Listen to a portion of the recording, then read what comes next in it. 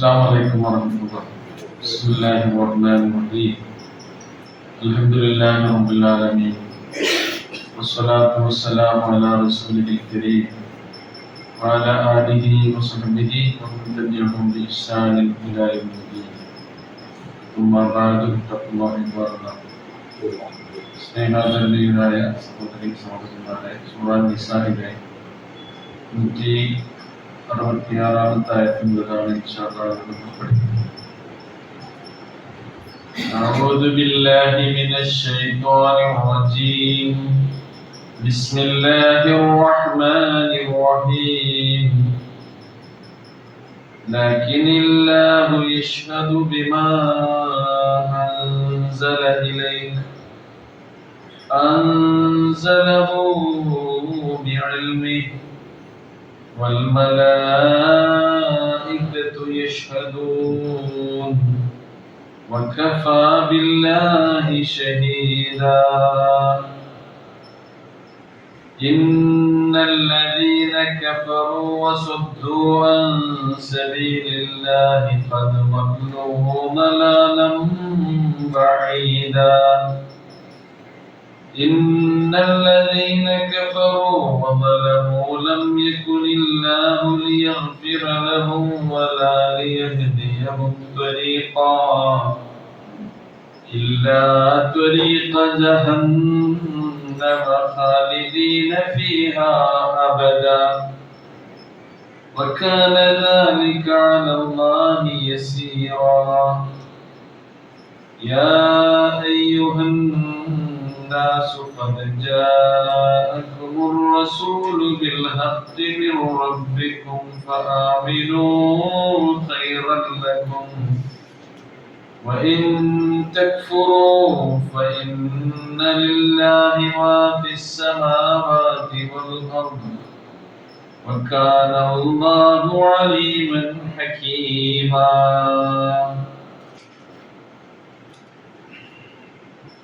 കഴിഞ്ഞ ആഴ്ച അല്ലാഹു സുബ്ഹാനഹു വ തആല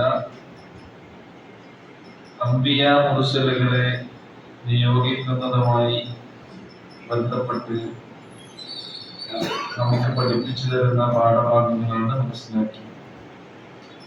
പ്രവാചകന്മാരുടെ പേരെടുത്ത് പറഞ്ഞ് പരിചയപ്പെടുത്തിയ ആയത്തുകളെല്ലാം തന്നെ നമ്മൾ കഴിഞ്ഞ ക്ലാസ്സിൽ സവിസ്തരം പ്രസ്താവിക്കുകയുണ്ടായി. അംബിയ മുർസലുകളെ അല്ലാഹു അയക്കുന്നതും വേദഗ്രന്ഥങ്ങൾ നമുക്ക് അവതരിപ്പിച്ചു തരുന്നത് നമുക്ക് എന്തിനു വേണ്ടിയാണ് എന്ന് കൂടി അല്ലാഹു സുബ്ഹാനഹു വ തആല ആയത്തിന്റെ അവസാന ഭാഗം ബോധ്യപ്പെടുത്തുന്നു. പ്രവാചകന്മാരുടെ ഡ്യൂട്ടി അവർ റസൂലൻ മുബശ്ശിരീന വ മുൻദിരീൻ, ജനങ്ങൾക്ക് മരണാനന്തര ജീവിതത്തിൽ വരാനിരിക്കുന്ന ശിക്ഷയെക്കുറിച്ചുള്ള താക്കീത്, അവർക്ക് അല്ലാഹുവിന്റെ നിയമങ്ങൾക്കനുസരിച്ച് ജീവിച്ചാൽ ലഭിക്കാൻ പോകുന്ന സ്വർഗീയ സുഖാനന്ദങ്ങളെ കുറിച്ചുള്ള സന്തോഷവാർത്ത. രണ്ട് കാര്യങ്ങളാണ്. ഒന്ന് തബ്ശീറാണ്, സന്തോഷവാർത്ത. മറ്റൊന്ന് ഇൻദാറാണ്, അവർക്കുള്ള മുന്നറിയിപ്പ്. ഇതൊക്കെ അല്ലാഹു സുബ്ഹാനഹു വ തആല ഇവിടെ സംവിധാനിച്ചൊരുക്കിയിട്ടുള്ളത് لئلا يكون للناس على الله حجة بعد الرسل. ഈ പ്രവാചകന്മാരെയൊക്കെ അല്ലാഹു സുബ്ഹാനഹു വ തആല നിയോഗിച്ചതിന് ശേഷം അല്ലാഹുവിനെതിരിൽ മനുഷ്യർ പരലോകത്ത് ഒരു ന്യായം ഉന്നയിച്ച് വരാതിരിക്കാൻ വേണ്ടിയാകുന്നു.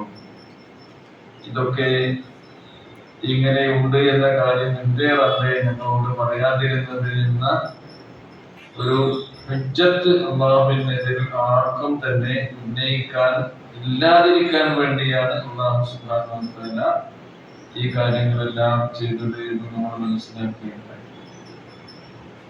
കാരണം എന്താ, ഒരു സമൂഹത്തെയും അല്ലാഹു സുബ്ഹാനഹു വ തആല ഈ സന്ദേശം ലഭിച്ചിട്ടില്ലാത്തവരെ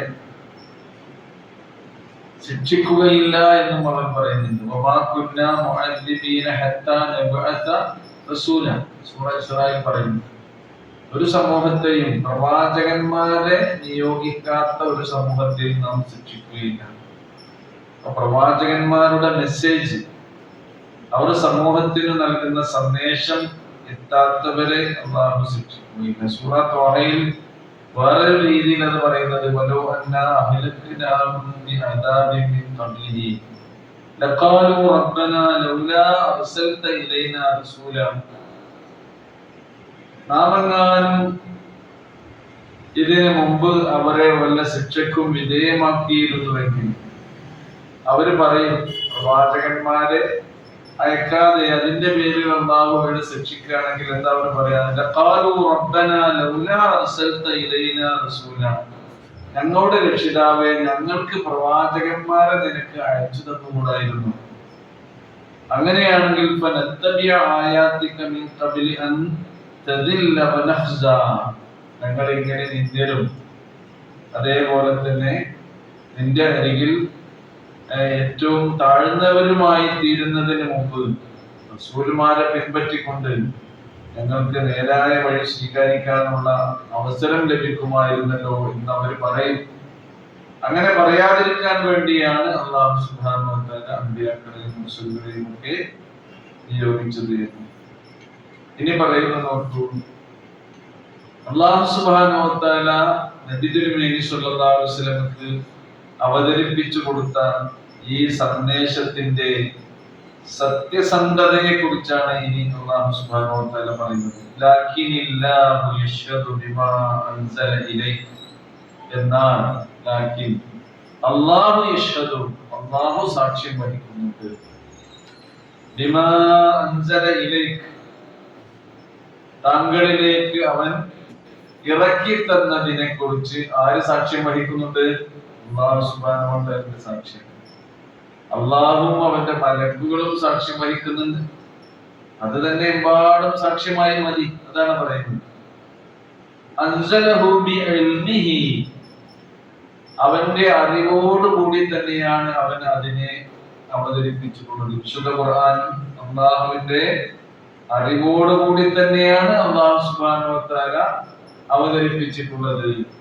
മനുഷ്യന്മാരോട് നോക്കൂ നിങ്ങൾ, ഇതിനെ ബോധ്യപ്പെടുത്താനാണ് അല്ലാഹുവിന്റെ സാക്ഷ്യത്തെ കുറിച്ച് അവൻ പറയുന്നത്. ലാകിനില്ലാഹു യശ്ഹദു ബിമാ അൻസല ഇലൈക വഅൻസലഹു ബിഇൽമിഹി. അറിവോടുകൂടി എന്ന് പറഞ്ഞാൽ എന്താണ്?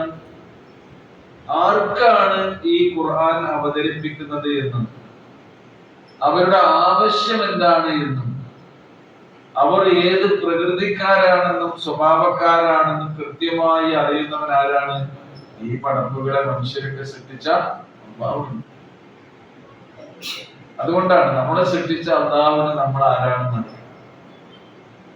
അപ്പൊ നമ്മളെ സ്വാതന്ത്ര്യം നൽകിക്കൊണ്ട് ജീവിക്കാൻ അനുവദിക്കുകയാണെങ്കിൽ ഏതേത് വഴിയാണ് നമ്മൾ സ്വീകരിക്കേണ്ടത് എന്ന് കൃത്യമായി നമ്മളെ ബോധ്യപ്പെടുത്താനുള്ള സത്യ സന്ദേശങ്ങളാണ് ഇതിലുള്ളത്.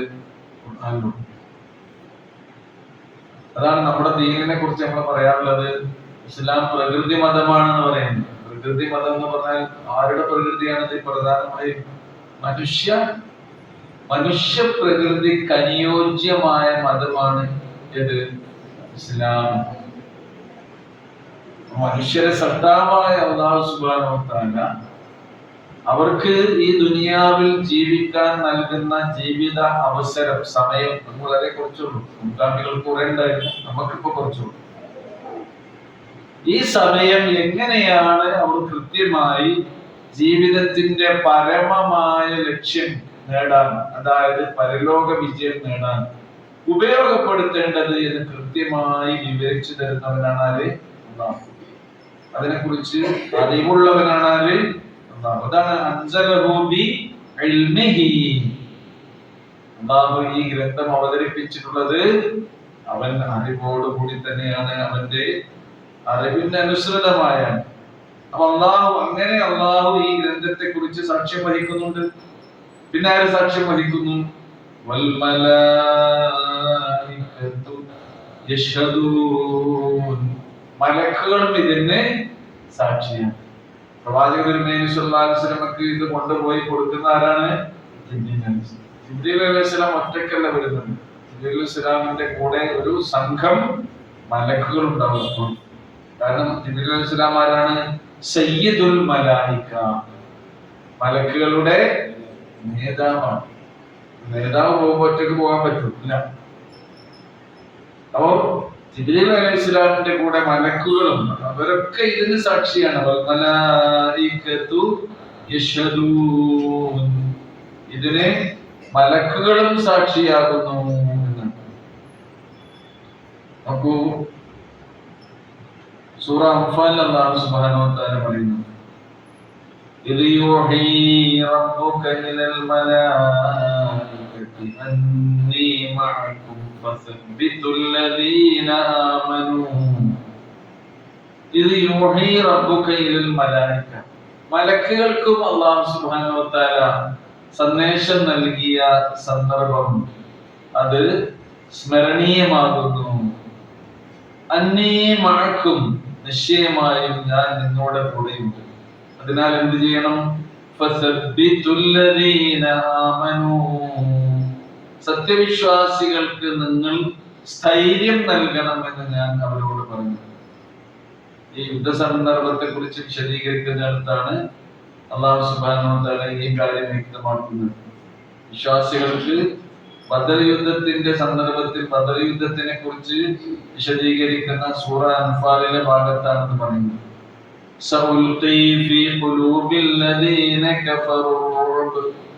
ഞാൻ സത്യനിഷേധികളുടെ മനസ്സുകളിൽ ഭയപ്പാട് വിട്ടുകൊടുക്കും. ആര്? അല്ലാഹു. വിശ്വാസികളെ അല്ലാഹു സുബ്ഹാനഹു വ തആല സഹായിച്ചത് എങ്ങനെയാണ്? അവർ വളരെ എണ്ണത്തിൽ കുറവായിരുന്നു, സന്നാഹങ്ങളില്ല, ആയുധങ്ങൾ കുറവാണ്, ആൾബലമില്ല. ഇങ്ങനെയുള്ള അവസരത്തിലും ആ വലിയ ശത്രു സൈന്യത്തെ ജയിച്ചടക്കാനും കീഴ്പ്പെടുത്താനും ഒക്കെ വിശ്വാസികൾക്ക് കഴിഞ്ഞത് ഒന്ന് എന്ത് ചെയ്തു? അവർക്ക് മനസ്സിൽ പേടിയുണ്ടാക്കി. നോക്കൂ, മനസ്സ് പതറിയാൻ പിന്നെ എന്ത് ചെയ്തിട്ടില്ല? ഒരു സന്നാപം അവിടെ പോവുകയില്ല. അല്ലാഹു അവരുടെ മനസ്സുകളിൽ ഭയപ്പാടുണ്ടാക്കി. അപ്പൊ മലക്കുകൾക്കും അല്ലാഹു ഈ കാര്യങ്ങളൊക്കെ അറിയിച്ചു കൊടുക്കുന്നുണ്ട്. ആരെ കുറിച്ച്? വിശ്വാസികളെ കുറിച്ച്. വിശ്വാസികളെ സഹായിക്കാനുള്ള വഹീ അല്ലാഹു സുബ്ഹാനഹു വ തആല മലക്കുകൾക്ക് നൽകുന്നു. അല്ലാഹു സുബ്ഹാനഹു വ തആല റസൂൽ കരീം സ്വല്ലല്ലാഹു അലൈഹി വസല്ലമക്ക് നൽകിയിട്ടുള്ള ഈ വേദഗ്രന്ഥത്തിന്റെ കാര്യത്തിനും ആര് സാക്ഷിയാണ്? മലക്കുകൾ സാക്ഷിയാണ്. വൽ മലായികതു യശ്ഹദൂൻ, എല്ലാവരും സാക്ഷി പറയുന്ന വഖഫാ ബില്ലാഹി ഷഹീദ, സാക്ഷിയായി ആര് തന്നെ മതി? ഇവിടെ അല്ലാഹു തന്നെ മതി. അല്ലാഹു പറയുന്നു, എല്ലാറ്റിനും സാക്ഷിയായി അല്ലാഹു സുബ്ഹാനഹു വ തആല മതി. ഖുൽ അയ്യു ഷൈഇൻ അക്ബറു ഷഹാദ, അവരോട് പറയുക പ്രവാചകരെ. സൂറ അൻആമിലെ 19ാമത്തെ ആയത്തിൽ പറയുന്നുണ്ട്, അയ്യു ഷൈഇൻ അക്ബറു ഷഹാദ, ഏറ്റവും വലിയ ഷഹാദത്തായി ഏതൊരു കാര്യമാണ് ഉള്ളത്? ഖുലില്ലാഹു ഷഹീദും ബൈനി വ ബൈനകും, പ്രവാചകരെ പറയുക, അല്ലാഹു തന്നെ സാക്ഷിയാകുന്നു എന്റെയും നിങ്ങളുടെയും ഇടയിൽ. ഞാൻ നിങ്ങളോട് പറഞ്ഞു തരുന്നത് അല്ലാഹു എനിക്ക് അവതരിപ്പിച്ചു തന്നിട്ടുള്ള ദിവ്യ സന്ദേശങ്ങളാണ് എന്നതിന് ആര് തന്നെ സാക്ഷി മതി? അല്ലാഹു തന്നെ സാക്ഷി മതി. ഇതിനൊക്കെ നിഷേധിക്കാൻ പിന്നെ നിങ്ങൾക്ക് എന്ത് ന്യായമാണുള്ളത്? വഊഹിയ ഇലയ്യ ഹാദൽ ഖുർആൻ ലിഉൻദിറകും ബിഹി വമൻ ബലഗ. 19ാമത്തെ ഈ ഖുർആൻ എനിക്ക് വഹിയായി നൽകപ്പെട്ടിട്ടുള്ളത്. വഊഹിയ ഇലയ്യ ഹാദൽ ഖുർആൻ ലിഉൻദിറകും ബിഹി, ആ ഖുർആൻ കൊണ്ട് നിങ്ങൾക്ക് താക്കീത് നൽകാൻ വേണ്ടി, ഇൻദാറിന് വേണ്ടി.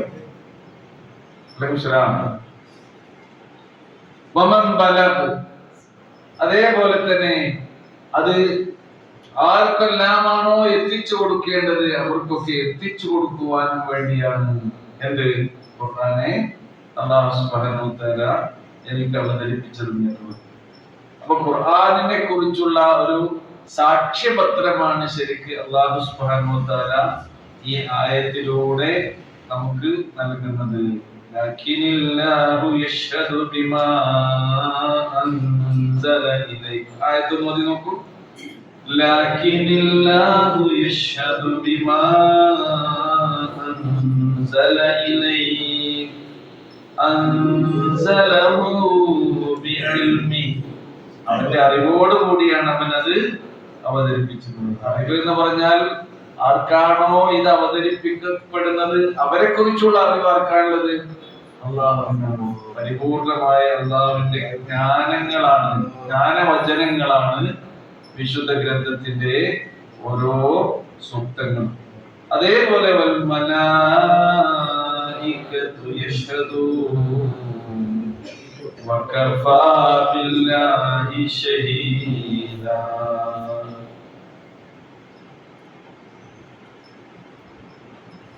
ഇന്നല്ലദീന കഫറൂ വസദ്ദൂ അൻ സബീലില്ലാഹി ഖദ് ളല്ലൂ ളലാലൻ ബഈദാ. ഇന്നല്ലദീന കഫറൂ, നിശ്ചയമായും അവിശ്വസിച്ചവർ.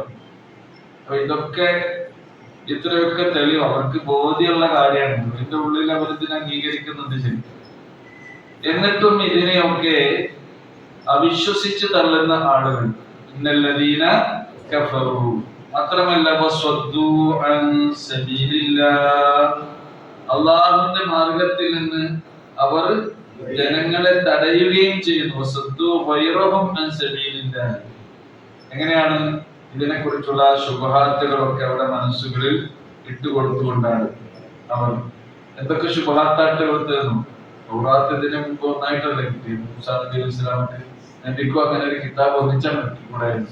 ഇടക്കിടക്ക് ഇങ്ങനെ ആയത്തുകൾ ജിബ്രീൽ വന്ന് ഓതി കൊടുക്കുക എന്നൊക്കെ പറഞ്ഞ് മലക്കുകളിൽ നിന്ന് കിട്ടുന്ന വിവരങ്ങളാണെന്നൊക്കെ പറഞ്ഞിട്ട് അങ്ങനെയുള്ള ശുബഹാത്തുകൾ ഇങ്ങനെ പറഞ്ഞു. അതേപോലെ തന്നെ മൂസാ അലൈഹി സ്വലാത്തു വസ്സലാമിന്റെ ശരീഅത്ത് ഇതിന് മുമ്പുണ്ടല്ലോ, ആ ശരീഅത്ത് തന്നെ ഖിയാമത്ത് നാൾ വരെയുള്ള ആളുകൾക്ക് പോരെ എന്നൊക്കെ പറഞ്ഞുകൊണ്ടുള്ള സംശയങ്ങൾ അവർ ജനങ്ങളുടെ മനസ്സുകളിൽ പറഞ്ഞ് പരത്തിയിരുന്നു. ഏത് കാലഘട്ടത്തിലും അവിശ്വാസികൾ അവർ ഉൾക്കൊള്ളാത്ത കാര്യങ്ങളെ ജനങ്ങൾക്കിടയിൽ പറഞ്ഞ് തെറ്റിദ്ധരിപ്പിക്കാനുള്ള വിവിധങ്ങളായ വഴികളും ശ്രമങ്ങളും നിരന്തരമായി നടത്തിക്കൊണ്ടിരിക്കുന്നുണ്ട്. ഇന്നും അത് നടന്നുകൊണ്ടിരിക്കുന്നുണ്ട്. അപ്പൊ ഈമാൻ, വിശ്വാസം, നേരായ വഴി, അതിൽ നിന്ന് ജനങ്ങളെ തെറ്റിക്കാനുള്ള ശ്രമങ്ങൾ. ഇന്നല്ലദീന കഫറൂ, ഇവിടെ രണ്ട് കാര്യം പറയുന്നുണ്ട്. വസ്വദ്ദൂ അൻ സബീലില്ലാഹ്, അല്ലാഹുവിന്റെ മാർഗ്ഗത്തിൽ നിന്ന് ജനങ്ങളെ അവർ തടയുന്നു, അല്ലെങ്കിൽ അവരെ വഴിതെറ്റിക്കുന്നു. അവർ ചെയ്യുന്നത് എന്താണ്? ഖദ് ളല്ലൂ, തീർച്ചയായും അവർ തന്നെ വഴി പിഴച്ചിരിക്കുന്നു. നല്ല യളില്ലു എന്ന് പറയുന്ന വഴി പിഴച്ചു. എങ്ങനെയുള്ള പിഴവാണ്? ളലാലൻ ബഈദാ, വിദൂരമായ വഴി പിഴവ്. അല്ലാതെ സാധാരണ വഴി തെറ്റുക എന്നുള്ള സാധാരണ മനുഷ്യർക്ക് ഉണ്ടാകുന്ന കാര്യമാണ് അല്ലേ? പെട്ടെന്ന് പറഞ്ഞു കൊടുക്കും. നേരായ വഴി, അതേപോലെ തന്നെ നേരല്ലാത്ത വഴി. ഇവിടെ വഴി തെറ്റുന്നതിനെ കുറിച്ച് ബഈദ് എന്നാണ് ഖുർആൻ പ്രയോഗിച്ചിട്ടുള്ളത്. ദൂരമായ വഴി പിഴവ് എന്ന് പറഞ്ഞാൽ എന്താണ്? അയാളെ ഇനി വിളിച്ചാലും കിട്ടൂല കേട്ടോ. ഇവിടുന്ന് ടൗണിലേക്ക് പോകാനുള്ള വഴി ഏതാണെന്ന് ചോദിച്ചാല് ഏറ്റവും എളുപ്പമുള്ള വഴി അല്ലെ നമ്മൾ പറഞ്ഞു കൊടുക്കുക, ഏറ്റവും ഷോർട്ടായ വഴിയല്ലേ നമ്മൾ പറഞ്ഞു കൊടുക്കുക. ഒരാളെ സ്വീപ്പാക്കണമെങ്കിലോ കുറെ ചുറ്റിക്കറങ്ങിയിട്ട് എന്ത് ചെയ്താൽ മതി? ആളുടെ വഴിയിൽ എങ്ങനെ പോയാലും ടൗണിൽ എത്തുമായിരിക്കും. അപ്പൊ നോക്കൂ, നിങ്ങൾ ഒരാൾ വഴി തെറ്റി ഇങ്ങനെ പോകും, നമ്മളെ വഴി പറഞ്ഞു കൊടുക്കും, അയാൾ ഇങ്ങനെ പോകുന്നുണ്ട്, പക്ഷെ പിന്നെ അയാൾ എന്ത് ചെയ്തു? തെറ്റിപ്പോയി. ആ തെറ്റിപ്പോയ ആള് കുറെ ദൂരെ എത്തിയിട്ടുണ്ട് കേട്ടോ. ഏതിലാണ് അയാൾ ദൂരെ എത്തിയത്? വഴിപിഴവിൽ ആ ദൂരത്തെ വിളിച്ചാൽ കിട്ടൂല, അയാൾക്ക് ഓർമ്മപ്പെടുത്താൻ കഴിയില്ല. അങ്ങനെയുള്ളതല്ല, എല്ലാവരും വഴി ചുറ്റിപ്പോയി കഴിഞ്ഞ് വിളിച്ചാൽ കിട്ടില്ല. അതേപോലെ ഇവിടെ ഇവരെ വിളിച്ചാൽ കിട്ടാത്ത വിധം, ഓർമ്മപ്പെടുത്തിയാൽ ഓർമ്മയാകാത്ത വിധം, അവരുടെ ശ്രദ്ധയിൽ കൊണ്ടുവരാൻ കഴിയാത്ത വിധം അവരെന്തിലായിട്ടുണ്ട്? പിഴവിലായിട്ടുണ്ട്. വഴി ദൂരെയായിട്ടുണ്ട്. വഴിപിഴവിന്റെ അടുത്തൊക്കെ ആണെങ്കിൽ മനുഷ്യന്മാരെന്ത് ചെയ്യും? നന്നാവും. അവർ കേൾക്കാൻ സന്നദ്ധരാണ്. അവര് കാതോർക്കും. അവ കേട്ടാലേ മനുഷ്യന് ചിന്തിക്കാൻ കഴിയുള്ളൂ. ഇത് കേൾക്കാൻ കഴിയാത്ത വിധം അവർ എന്ത് ചെയ്തിട്ടുണ്ട്, അറിഞ്ഞു. അതുകൊണ്ടാണ് ഖുർആനിൽ പല സ്ഥലത്തും മനുഷ്യൻ നേരായ വഴിയിലാകാനുള്ള മാർഗമായി പറയുന്നത് കേൾക്കുക എന്നുള്ളതാണ്. എന്താണ് കേൾക്കുക? ചില ആളുകളൊക്കെ പറയുന്നത് കേട്ടില്ല, അവർ പോണ ആ പറയുന്നത് കേൾക്കാൻ പോകണ്ടോ, കേട്ടാൽ നിങ്ങൾ എന്ത് ചെയ്യും, ആകൃഷ്ടരാണ്. പിന്നെ നിങ്ങൾ എന്ത് ചെയ്യും, ആ കഴിച്ചു ഓല് പറയുന്ന ഓലെ ക്ലാസ് കേൾക്കാൻ പോണ്ടാണ്, മറ്റൊരുത്തൊക്കെ പോകണ്ടാന്ന്. ഖുർആൻ പറയുന്നത് എന്താണോ, നിങ്ങളെല്ലാം കേൾക്കണം. എന്തിനാ പഠിച്ചോ നമുക്ക് കാത് എന്നുള്ളത്? കേൾക്കാൻ വേണ്ടി. എന്നാ അന്ധമായി കേട്ടതിന്റെ പിന്നാലെ പോവുകയാണോ വേണ്ടത്? അല്ല. പിന്നെ എന്ത് വേണം? ചിന്തിക്കണം, കണ്ടറിയണം, ആലോചിക്കണം. സ്വപ്പം ബസറും വാദം അല്ലാഹു സുബ്ഹാനഹു വ തആല മനുഷ്യന് വേറെ ജീവികൾക്ക് നൽകിയ മാതിരിയല്ല നൽകി. എല്ലാ ജീവികൾക്കും കണ്ണില്ലേ, എല്ലാ ജീവികൾക്കും കാതില്ലേ, എല്ലാ ജീവികൾക്കും അവരുടേതായ സംഗതിയുണ്ട്, ഹൃദയം എന്ന് പറയുന്നത്. പക്ഷെ നമ്മുടെ ഹൃദയത്തിന്റെ പ്രത്യേകത, നമ്മുടെ കണ്ണിന്റെ പ്രത്യേകത, നമ്മുടെ കാതിന്റെ പ്രത്യേകത എന്താണ്? മൃഗങ്ങളെ കുറിച്ച് പറയുന്നിടത്ത് പറയുന്നത് ലഹും ഖുലൂബുൻ ലാ യഫ്ഖഹൂന ബിഹ, ചിന്തിക്കാൻ കഴിയാത്ത ഹൃദയം. വലഹും ആദാനുൻ ലാ യസ്മഊന ബിഹ, കേൾക്കേണ്ട വിധത്തിൽ കേൾക്കാൻ കഴിയാത്ത കാതാണ് അവർക്കുള്ളത്. കേൾക്കുന്നില്ലേ?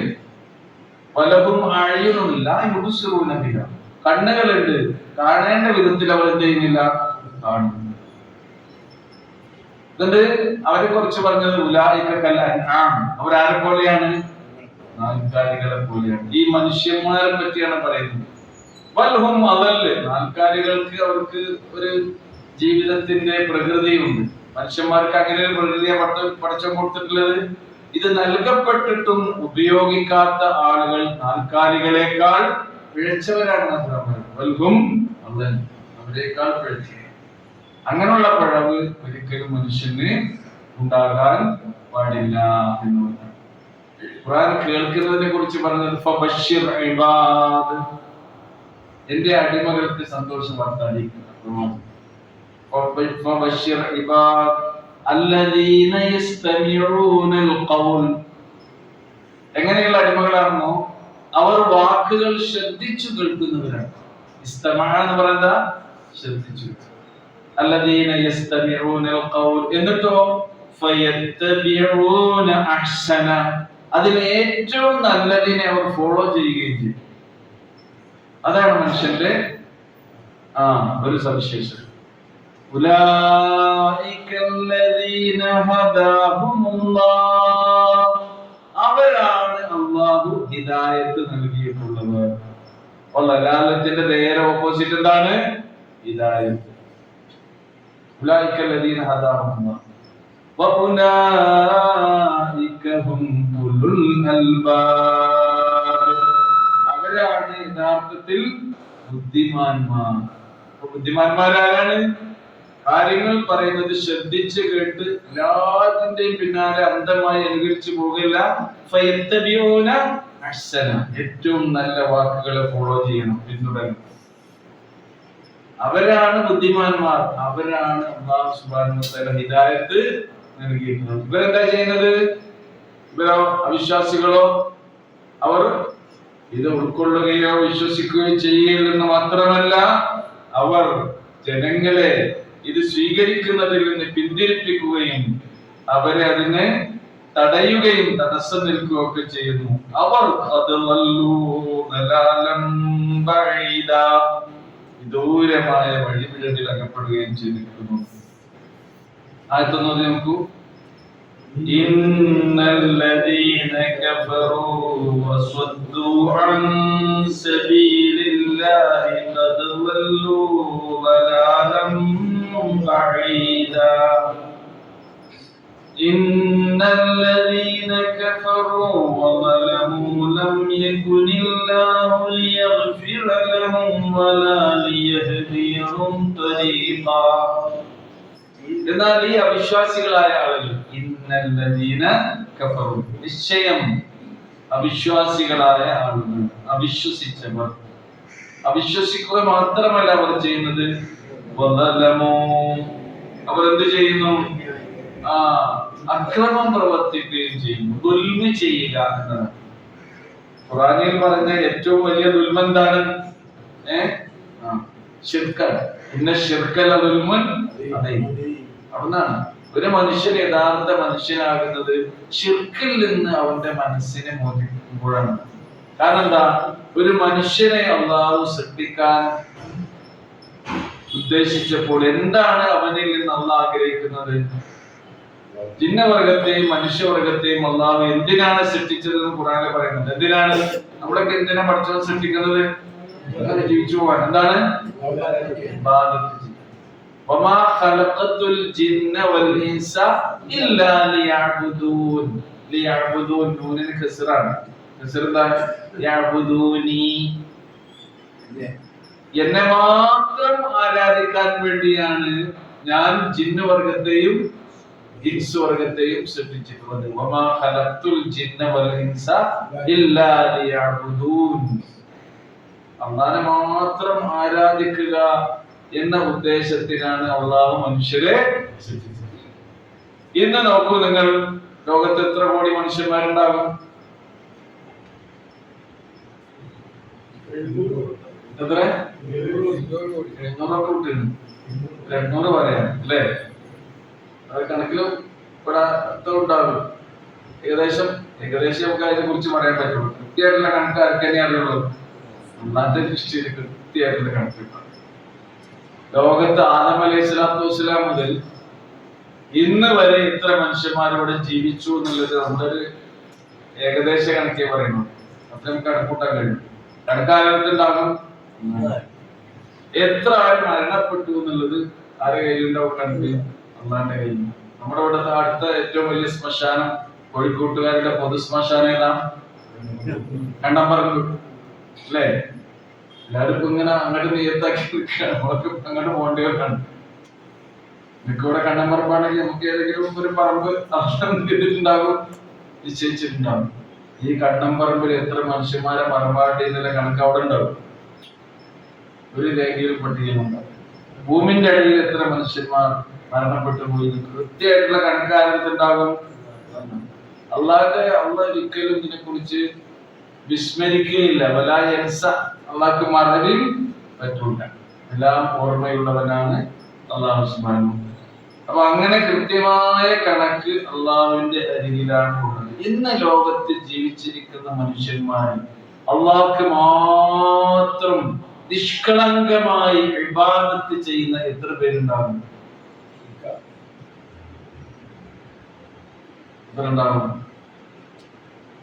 അതിങ്ങനെ വഴി മാറ്റാം നമുക്കല്ലേ? മറ്റേ ആൾക്കാർ പോലും പഠിച്ചുപോയി, മറ്റേ പഠിച്ചുപോയി. ഇനിയിപ്പോ ഏതെങ്കിലും അവസാനത്തെ ഉമ്മത്ത് ഖുർആനിന്റെ അഭികാരായ നമ്മൾ അല്ലേ? ആരാണ്? ഉമ്മത്തു മുസ്ലിമീൻ. അള്ളാഹുവിൽ വിശ്വസിക്കുന്ന സമൂഹത്തിൽ അള്ളാഹുവിന് ഇഖ്ലാസോടുകൂടി ഇബാദത്ത് ചെയ്യുന്ന എത്ര മനുഷ്യന്മാരുണ്ടാവും? ഭൂരിപക്ഷം ഉണ്ടാകും? നിങ്ങളുടെ അഭിപ്രായം? ഒരു 50% ഉണ്ടാകും. 50%ത്തിലായി പകുതിയായി ഉണ്ടാകുമോ? 50%.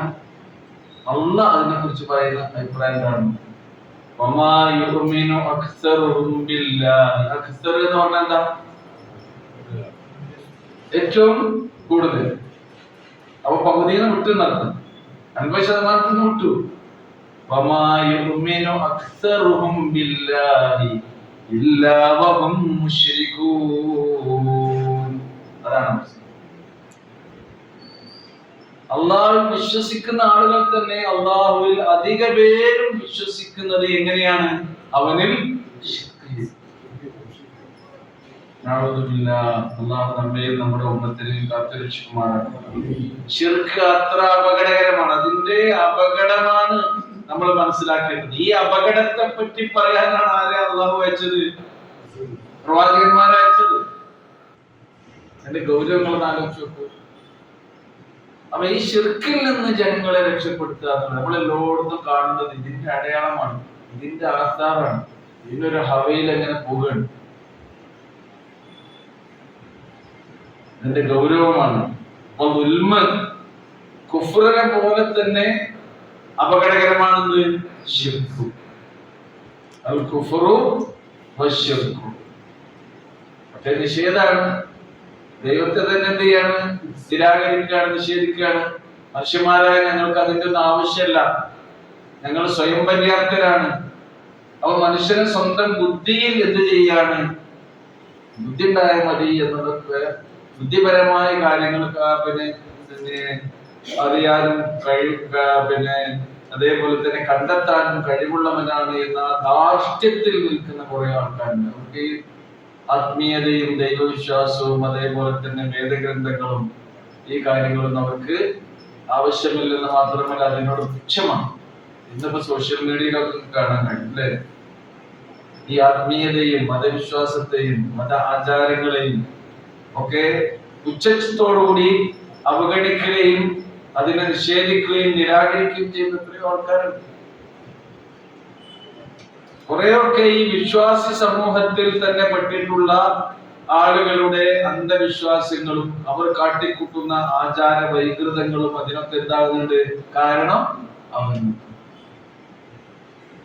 ഒരു മനുഷ്യന് നല്ല മനുഷ്യനായി ജീവിക്കാതൊക്കെ വേണമെന്ന് ചോദിക്കുന്ന ആൾക്കാർ. മതവിശ്വാസികൾക്കിടയിലുള്ള കാരണം ജീർണത അതിന് കാരണമാകുന്നുണ്ട്. 5 നേരം പള്ളിയിൽ പോയി നിസ്കരിക്കുന്ന ആളല്ലേ ആ മനുഷ്യനെ പറ്റിക്കുന്നത്? 5 നേരം ഇബാദത്തുകളും മറ്റു കാര്യങ്ങളൊക്കെ ചെയ്യുന്ന ആളല്ലേ സാമ്പത്തികമായി ചൂഷണം നടത്തുന്നത് എന്നൊക്കെ പറഞ്ഞാൽ അത് അവർക്ക് എന്താകുന്നുണ്ട്? ഹേതുവായി തീരുന്നുണ്ട്. ഇവിടെയൊക്കെ നമ്മൾ ശ്രദ്ധിക്കേണ്ട കാര്യമാണ്. അല്ലാഹു ആണയിട്ട് പറയണം ഇതിനൊക്കെ. ഇന്നല്ലദീന കഫറു വദലമു, സത്യത്തെ നിഷേധിക്കുകയും അക്രമം പ്രവർത്തിക്കുകയും ചെയ്യുന്ന ആളുകൾ. ഒന്നാമത്തെ ദുൽമെന്താണ്? വിശ്വാസപരമായ ഈ തെറ്റ് തന്നെയാണ്, ശിർക്കാണ്. പിന്നെ അതിനോടനുബന്ധിച്ച് വരുന്ന എല്ലാ അക്രമങ്ങളും. അതിൽ വളരെ പ്രധാനപ്പെട്ടത് മനുഷ്യന്റെ രക്തം ചിന്തുക എന്നുമാണ്. അല്ലാഹു സുബ്ഹാനഹു വ തആല ആദ്യമായി വിധി കൽപ്പിക്കുന്നത് പറഞ്ഞിട്ടുണ്ട്. ചോദ്യം ചെയ്യുന്നതല്ല, വിധി കൽപ്പിക്കുന്നത്. പ്രവാചക തിരുമേനി പറയുന്നുണ്ട് സല്ലല്ലാഹു അലൈഹി വസല്ലം, എന്തിലായിരിക്കുമെന്നോ? ഒരാൾ മറ്റൊരാളുടെ ജീവൻ ഹനിച്ചതിനെ കുറിച്ചായിരിക്കും, അയാളുടെ രക്തം ചിന്തിയതിനെ കുറിച്ചായിരിക്കും എന്ത് ചെയ്യാം ആദ്യത്തെ തീർപ്പ് കൽപ്പന പരലോകത്ത് എന്ന് പറയുന്നത്. അങ്ങനെയാണെങ്കിൽ ആദ്യത്തെ തീർപ്പ് കൽപ്പന ആരുടെ തന്നെയായിരിക്കും? ആദ്യം നബിന്റെ 2 മക്കളുണ്ട് അല്ലേ? ആദ്യം നബിന്റെ 2 മക്കൾ ആരൊക്കെയാ? ഖുർആൻ തന്നെ ആ കഥ പറയുന്നുണ്ട്. ഹാബീലും ഹാബീലും. ഹാബീൽ ഹാബീലിനെ വധിച്ചു, അന്യായമായ വധം. ആദ്യമായി തന്നെ ഭൂമുഖത്ത് നടന്ന മരണം സ്വാഭാവിക മരണമാണോ? അല്ല. പിന്നെന്ത് മരണമാണ്? കൊലപാതകം. ആദ്യം തന്നെ കൊലപാതകം നടന്നു. ഖുർആന്റെ ആ സംഭവവും ആ ചരിത്രവും ആയത്തും അതിനുള്ള തെളിവാണ്. കാരണം എന്താ? മരിച്ചതിന് ശേഷം കൊല്ലപ്പെട്ട സഹോദരനെ എന്ത് ചെയ്യണം എന്ന് കൊന്ന സഹോദരൻ അറിയില്ല. കാരണം എന്താ? അതിനു മുമ്പ് അവിടെ ഒരു ജനാസ സംസ്കരണം നടന്നിട്ടില്ല. അതുകൊണ്ടല്ല അന്തം വിട്ടിങ്ങനെ വന്നത്. അയാൾ ഒരു ജനാസയിലും പങ്കെടുത്തിട്ടില്ല. ആദ്യത്തെ മരണം എന്താണെന്ന് നമ്മൾ അതിൽ നിന്ന് മനസ്സിലാക്കണം. അപ്പൊ ഇത്തരം ദുൽമുകളാണ്. അപ്പൊ അത് ഒരിക്കലും എന്ത് ചെയ്യില്ല. ഇന്നല്ലദീന കഫറു വലമു ലം യകുനില്ലാഹു ലിയഗ്ഫിറ ലഹും, അല്ലാഹു സുബ്ഹാനഹു വ തആല അത്തരം ആളുകൾക്ക് ഒരിക്കലും പൊറുത്തു കൊടുക്കൽ ഉണ്ടാവുകയില്ല. അതിന്റെ ശൈലിയൊക്കെ ഖുർആന്റെ ലം യകുനില്ലാഹു ലിയഗ്ഫിറ, അല്ലാഹു സുബ്ഹാനഹു വ തആല അവർക്ക് പൊറുത്തു കൊടുക്കൽ ഉണ്ടാവുകയില്ല. മഗ്ഫിറത്ത് അവർക്ക് കിട്ടുന്ന പ്രശ്നം.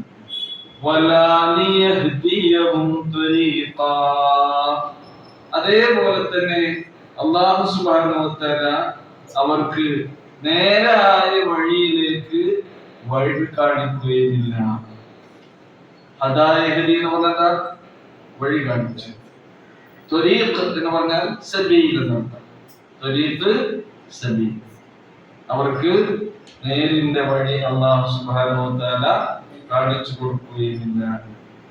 പിന്നെ ഏത് വഴിയാണ് അവർക്ക് കാണിച്ചു കൊടുക്കുക? ഇല്ലാ ത്വരീഖ ജഹന്നം, ജഹന്നമിന്റെ വഴിയല്ലാതെ. അവിടെ പോക്കെങ്ങോട്ടാണ്? ജഹന്നമിലേക്ക്, നരകത്തിലേക്കാണ് അവർ നടന്നു നീങ്ങുന്നത്. ഖാലിദീന ഫീഹാ അബദാ, അവർ അബദ എന്ന് പറഞ്ഞാൽ കാലാകാലം അവർ നിത്യവാസികളായിരിക്കും അതിൽ എന്നാണ്.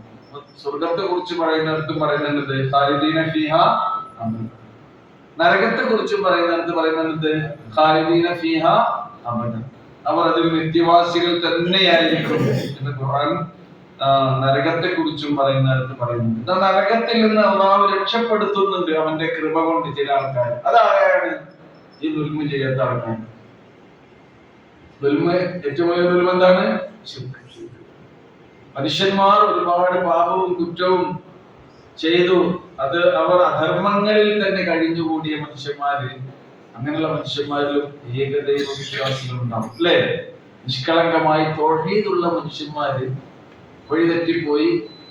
അങ്ങനെ അവർ ചെയ്ത പാപങ്ങളുടെ തോതനുസരിച്ച് അല്ലാഹു സുബ്ഹാനഹു വ തആല അവരെയും ശിക്ഷിക്കും. കാരണം പരലോകത്ത് രക്ഷപ്പെടുന്ന എങ്ങനെയാണ്? അമല് തൂക്കിയിട്ടല്ലേ?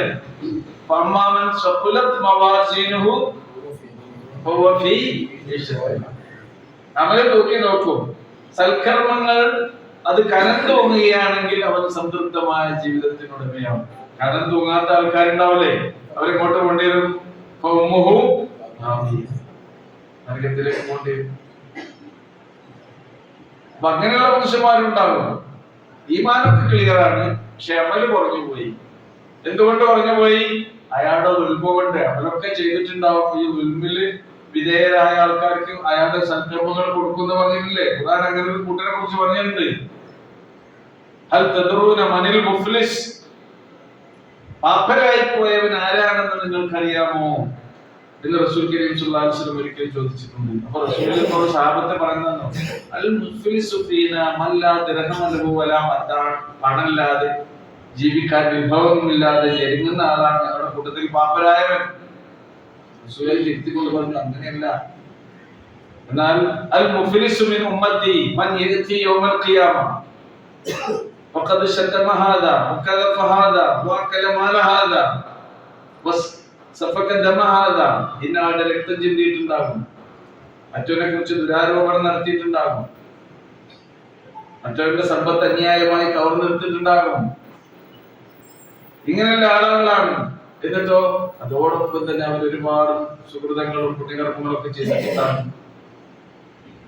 അപ്പൊ ഈ ആളുകൾക്കൊക്കെ ഇവന്റെ പുണ്യകർമ്മങ്ങൾ കൊടുത്തുകൊണ്ടാണ് പരലോകത്ത് പഠിച്ചു കണക്ക്.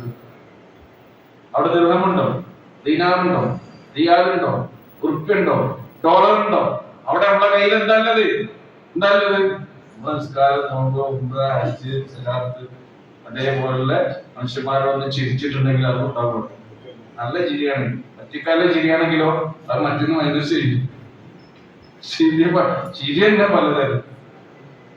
വേറെ ആളെ വഞ്ചിക്കാനുള്ള ചിരി. എന്തൊക്കെയാണ് മനുഷ്യൻ ചെയ്തുകൊണ്ടിരിക്കുന്നത് നോക്കൂ. അപ്പൊ അതൊക്കെ ഇത് മൈനസ് ചെയ്ത് പോകും. അവരിങ്ങനെ ചെയ്യുന്നതിനനുസരിച്ച് നമ്മൾ ശ്രദ്ധിക്കേണ്ട എന്താണോ, ഇതൊക്കെ മൈനസ് ആയി പോകാനുള്ള ദൂഷ്യങ്ങൾ എന്ത് ചെയ്യണം? കുറക്കണം. അതിൽപ്പെട്ടാണ് മറ്റുള്ളവരെ കുറിച്ച് അപഹസിക്കുക, പരിഹസിക്കുക, ഇടിച്ചു താഴ്ത്തുക, ഇടഴ്ത്തുക. അത് കിബറിന്റെ അടയാളമാണ്. ഞാൻ തന്നെയാണ് വലിയ ആളെന്നല്ല തോന്നല്. അതൊരിക്കലും പഠിച്ചം കൊടുക്കാത്തത്. അള്ളാഹുണ്ട് കിബറിലും. കിബിരിയ അല്ലേ? അൽ കിബിരിയ റിദാഇ വൽ അളമത്തു ഇസാരി എന്ന് പഠിച്ചോ പറഞ്ഞു. കിബിരിയ എന്നുള്ളത് എന്റെ ശിരോവസ്ത്രമാണ്. പഠിച്ചോ തലയിൽ അണിയുന്ന വസ്ത്രമാണത് കിബിരിയ. പഠിച്ചോൻ അവിടെ കൂടി ഉണ്ട് എന്ന് ആ ക്ലാസ് പറഞ്ഞിട്ടുണ്ട്. അതൊക്കെ ആലങ്കാരികമായ മജാസിയായിട്ടുള്ള പ്രയോഗങ്ങളാണ് ഹദീസിൽ വന്നത്. മഹത്വം എന്നുള്ളത് എന്റെ ഉടുതുണിയാണ്. ആരുടെ ഉടുതുണി? അള്ളാഹിന്റെ ഉടുതുണി. മനുഷ്യന്മാരെ നിങ്ങൾ അത് എടുത്തു കൊടുക്കണ്ട എന്നാണ് അർത്ഥം. എന്താ? നിങ്ങൾ പഠിച്ചവനാണ് ഉണ്ടാകുന്നത്. ആരെ കുറിച്ചെങ്കിലും ബഹുമാനപ്പെട്ട ജനാബ് ശ്രീ ശ്രീമാൻ എന്നൊക്കെ പറഞ്ഞിട്ടില്ലെങ്കിലും ഒരിങ്ങനെ നോക്കിക്കോ അല്ലേ? ഒരാൾ ബഹുമാനിക്കേണ്ട ഒരാളെ ഒക്കെ ചെയ്തോളിട്ടോ. അതൊക്കെ എന്റെ സംഗതിക്ക് വേണ്ട സംഗതി. പിന്നെ എത്രയാണ് ഇത് വളരേണ്ടത് മനുഷ്യൻ. അതുകൊണ്ടാണ് പഠിച്ചവൻ പറയുന്നത്, എന്റെ ഉടുതുണിയാണ് മഹത്വം, എന്റെ ശിരോവസ്ത്രമാണ് അഹങ്കാരം, നിങ്ങളതെടുത്ത് അണിയേണ്ട. മനുഷ്യന്മാരായി നടന്നാ മതി എന്നത്. അപ്പൊ നോക്കൂ നിങ്ങൾ, അവർക്കൊരിക്കലും എന്തില്ല, നരകത്തിൽ നിന്ന് മോചനമില്ല. എന്നാൽ ഇത് ശിർക്കില്ലാത്ത ആളുകളെ പഠിച്ചവൻ അവർ ചെയ്ത തെറ്റിനനുസരിച്ച് ശിക്ഷ നൽകി അവരെന്ത് ചെയ്യും, രക്ഷപ്പെടുത്തുന്നു. അതാണ് അള്ളാഹുവിന്റെ കാര്യം, അള്ളാഹുവിന്റെ റഹ്മത്ത്. അവരെ പ്രത്യേകം രക്ഷപ്പെടുത്തുന്ന ഹദീസിന്റെ കാര്യങ്ങൾ പറയുന്നുണ്ട്. മാഉൽ ഹയാ, കാലാവധി കഴിഞ്ഞ ആൾക്കാർ എന്ത് ചെയ്യും, ജയിലിൽ നിന്നൊക്കെ ആൾക്കാർ ഇങ്ങനെ ഇറങ്ങി വരുന്നില്ലേ? 10 കൊല്ലം കടന്നവരുണ്ടാവും, 5 കൊല്ലം കടന്നവരുണ്ടാവും. തെറ്റിന്റെ കാലാവധി അനുസരിച്ച് ജയിലിൽ തടവപ്പെടും. ഇത് നരക ശിക്ഷയാണ്. അത് അല്ലാഹുവിന്റെ റഹ്മത്ത് കൊണ്ട് അവനെന്ത് ചെയ്യുന്നു, രക്ഷപ്പെടുത്തുന്നു. എന്നിട്ട് ജീവജലത്തിൽ അവരെ കുളിപ്പിച്ച് അവരെ അല്ലാഹു സ്വർഗത്തിലേക്ക് കയറ്റുന്നു. സ്വർഗത്തിൽ ഏറ്റവും താഴേക്കിടയിലുള്ള സ്വർഗീയ സുഖ സൗകര്യങ്ങൾ അവിടെയുള്ളത് ഇവർക്ക് കൊടുക്കുന്നത്. സ്വർഗത്തിന്റെ ഏറ്റവും താഴെയുള്ള തട്ട് അവർക്കുള്ളതാണ്. അത് എത്ര ഉണ്ട് എന്ന് റസൂലുള്ളാഹി സ്വല്ലല്ലാഹു അലൈഹി വസല്ലം പറയുന്നു. എത്രയാണോ ഇപ്പൊ മനുഷ്യൻ ഈ ദുനിയാവിൽ അനുഭവിക്കുന്ന ഏറ്റവും വലിയ സുഖ സൗകര്യങ്ങളുടെ 700 മടങ്ങാണ്. നമ്മളിപ്പോ സുഖ സൗകര്യം നമ്മളൊക്കെ ഇപ്പൊ അനുഭവിക്കുന്നുണ്ടോ? സുഖ സൗകര്യം ദുനിയാവിൽ ഇല്ല. ഇപ്പൊ മനുഷ്യൻ ഏറ്റവും കൂടുതൽ അനുഭവിക്കുന്ന സുഖ സൗകര്യങ്ങളുടെ എത്ര മടങ്ങാണ് സ്വർഗത്തിൽ. അപ്പൊ മറ്റേ തട്ടുകളുടെ അവസ്ഥ എന്താണെന്ന് ആലോചിച്ചു. ഖാലിദീന ഫീഹാ, മനസ്സിലായല്ലോ? അതാണ് ശാശ്വതം എന്ന് പറഞ്ഞാൽ ഇതാണ്. അല്ലാഹു സുബ്ഹാനഹു വ തആല അവന്റെ കത്തിജ്വലിക്കുന്ന നരകാഗ്നിയിൽ നിന്ന് നമ്മളെയൊക്കെ കാത്തുരക്ഷിക്കുമാറാകട്ടെ. സത്യവിശ്വാസികളും സദ്വൃത്തരുമായ അവന്റെ സജ്ജനങ്ങൾക്ക് വേണ്ടി അവൻ ഒരുക്കി വെച്ചിട്ടുള്ള സ്വർഗീയ സുഖാനന്ദങ്ങളിൽ ജന്നാത്തുൽ ഫിർദൗസിൽ അവൻ നമ്മെ എല്ലാവരെയും ഒരുമിച്ച് കൂട്ടി അനുഗ്രഹിക്കുമാറാകട്ടെ. إلا طريق جهنم خالدين فيها أبدا وكان ذلك على الله يسيرا. ഇതൊക്കെ അല്ലാഹുവിനെ സംബന്ധിച്ചിടത്തോളം എന്താണ്, വളരെ എളുപ്പ ഈസിയായ കാര്യമാണ്. നമ്മൾ വിചാരിക്കുന്നതൊക്കെ എങ്ങനെയാണ് ഇതൊക്കെ നടക്കുക അല്ലേ? ഇവിടെ നോക്കുമ്പോൾ ഒരു മൂല്യനിർണ്ണയം നടത്തുകയാണെങ്കിൽ ഒരു അധ്യാപകൻ, ഏറ്റവും സമർത്ഥനായ ഒരു അധ്യാപകനാണെങ്കിൽ തന്റെ ക്ലാസ്സിൽ പഠിക്കുന്ന കുട്ടികളുടെ മൂല്യനിർണ്ണയം നടത്തുമ്പോൾ കൃത്യമായ മൂല്യനിർണ്ണയം നടത്താൻ ആർക്കും കഴിയും. ഇപ്പോഴത്തെ ഒരു മൂല്യനിർണ്ണയത്തിലൊക്കെ ഒരുപാട് മാറ്റം വരുത്തിയിരുന്നു. നമ്മളൊക്കെ പഠിച്ച കാലത്ത് എന്തായിരിക്കും, ആ പേപ്പറിൽ ഇങ്ങനെ കാണുന്ന ശരി തെറ്റായിരിക്കും ഒരു കുട്ടിന്റെ കഴിവളവെക്കാനുള്ള മാനം. അപ്പൊ അങ്ങനെയല്ല, അവരുടെ എല്ലാ സ്കില്ലുകളെ കുറിച്ചും എന്ത് ചെയ്യുന്നുണ്ട്, മൂല്യനിർണ്ണയം. ക്ലാസ്സിലുള്ള അവന്റെ പെർഫോമൻസ്, അതേപോലെ തന്നെ അവന്റെ ജീവിതത്തിലെ വ്യക്തിഗതമായി അവൻ പാലിക്കുന്ന അവന്റെ വൃത്തി ശുദ്ധി, നഖം കുറിച്ച് വരുന്നുണ്ടോ, എന്നും കുളിച്ചു വരുന്നുണ്ടോ, അവന്റെ ഡ്രസ്സൊക്കെ എങ്ങനെയാണ്, എല്ലാ സംഗതികളും പരിശോധിക്കുന്നു. എന്നാൽ തന്നെ അത് സമ്പൂർണ്ണമായിട്ടുണ്ടോ? അവർക്ക് തോന്നുന്നുണ്ടോ? നമ്മളെ മക്കളെ കുറിച്ച് നമ്മൾ പഠിച്ചിട്ടുണ്ട് അല്ലേ? നമ്മളെ മക്കൾ ആരാണ് എന്ന് പരിശോധിക്കുന്നതിൽ രക്ഷിതാക്കളായ നമ്മൾ ശരിക്കും മികവുറ്റവരായി തീരുന്നുണ്ടോ? നിങ്ങളെ അഭിപ്രായം എന്താ?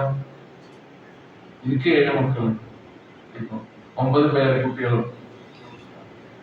അൽഹംദുലില്ലാഹ്.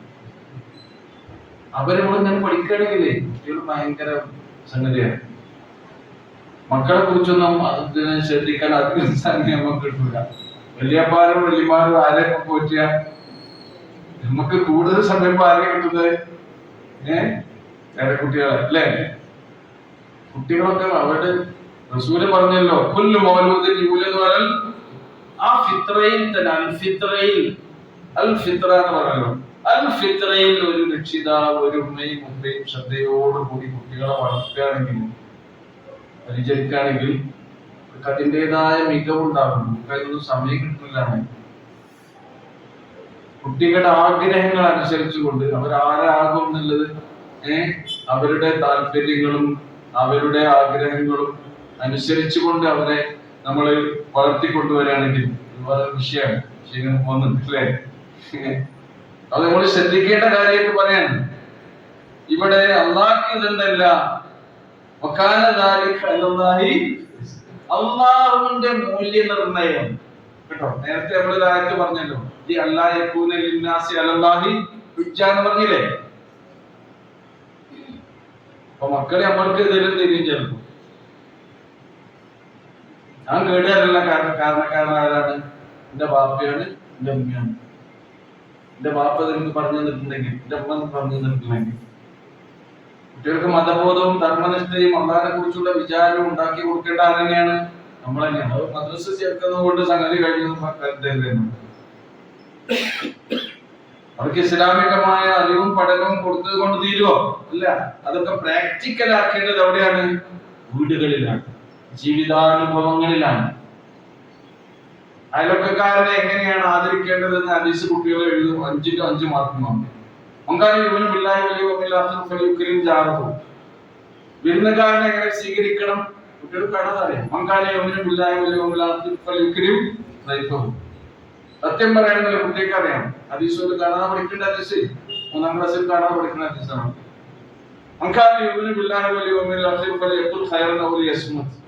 അള്ളാഹുവിന്റെ അന്ത്യദിനത്തിൽ വിശ്വസിക്കുന്നുണ്ടെങ്കിൽ അവരെന്ത് ചെയ്യണം? നല്ലത് മാത്രം പറയണം, അല്ലെങ്കിൽ മിണ്ടാതിരിക്കണം. കുട്ടികൾക്ക് അറിയില്ലേ?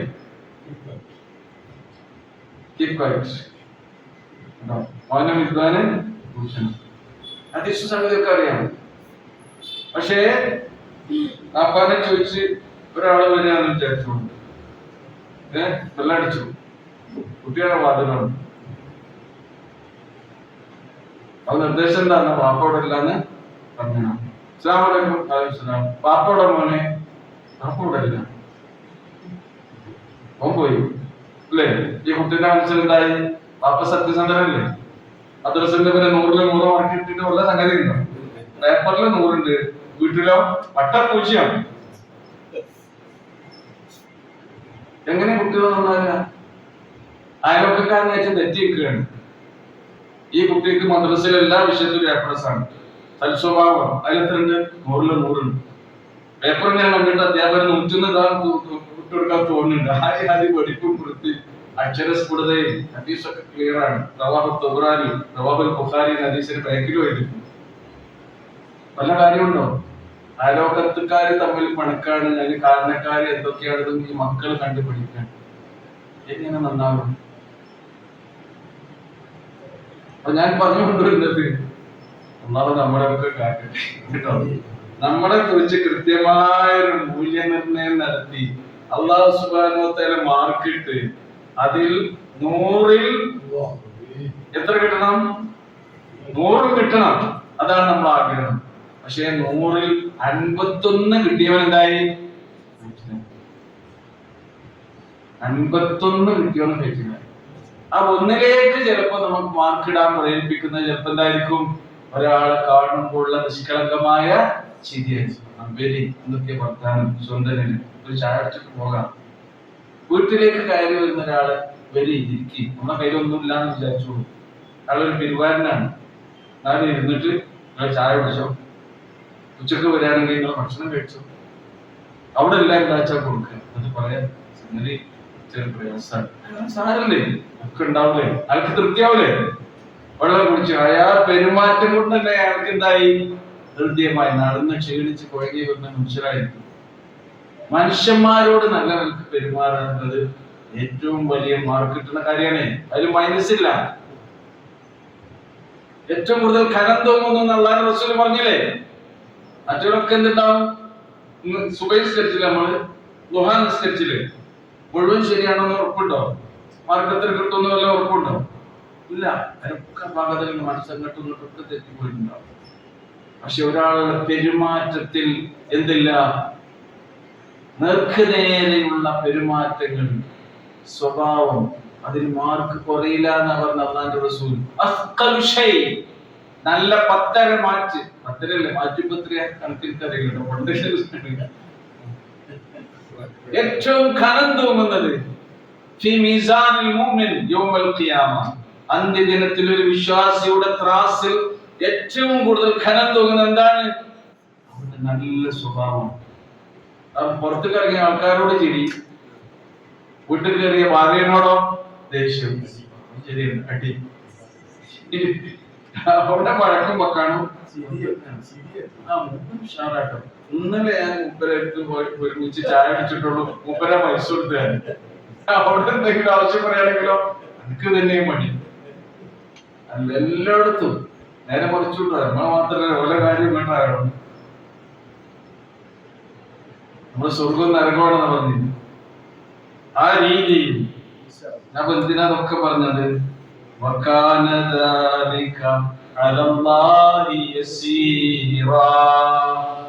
മനുഷ്യന് സുഖവും ദുഃഖവും നൽകണം, സ്വർഗവും നരകവും നൽകണം. അവനെ ശിക്ഷിക്കാനും രക്ഷിക്കാനും ഒക്കെ കഴിവുള്ളവൻ ആരാണ്? അത് വളരെ എളുപ്പമാണ്. ഇനി നോക്കൂ, യാ അയ്യുഹന്നാസ് ഖദ് ജാഅകുമുർ റസൂലു ബിൽ ഹഖ്. സമയായില്ലേ? അല്ലാഹു സുബ്ഹാനഹു വ തആല നമ്മെ അനുഗ്രഹിക്കുമാറാകട്ടെ. റഹ്മാനായ റബ്ബേ, നമ്മുടെ ജീവിതത്തിൽ അറിഞ്ഞും അറിയാതെയും ചെറുതും വലുതുമായി രഹസ്യമായും പരസ്യമായും പറ്റിപ്പോയ ധാരാളം തെറ്റുകൾ വന്നിട്ടുണ്ട്. റഹ്മാനേ, നിന്റെ കൃപ കൊണ്ട്, കാരുണ്യം കൊണ്ട്, പങ്കല് കൊണ്ട് അതെല്ലാം നിങ്ങൾക്ക് നീ പുറത്തു മാപ്പാക്കി തരേണ്ടി. നിങ്ങളിൽ നിന്ന് മരണപ്പെട്ടു പോയ എല്ലാവർക്കും മഗ്ഫിറത്തും റഹ്മത്തും നൽകണമേ. നിങ്ങളുടെ രോഗികൾക്ക് ശിഫയും ശമനവും സൗഖ്യവും നൽകണമേ. നിങ്ങളുടെ ഇണകളിലൂടെ മക്കളിലൂടെ നിങ്ങൾക്ക് നീ കൺകുളിർമ സമാധാനം പ്രദാനം ചെയ്യണം. ربنا تقبل منا انك انت السميع العليم وتب علينا انك انت التواب الرحيم. وصلى الله تعالى على خير خلقه محمد وعلى آله وصحبه أجمعين. سبحان ربك رب العزة عما يصفون وسلام على المرسلين والحمد لله رب العالمين.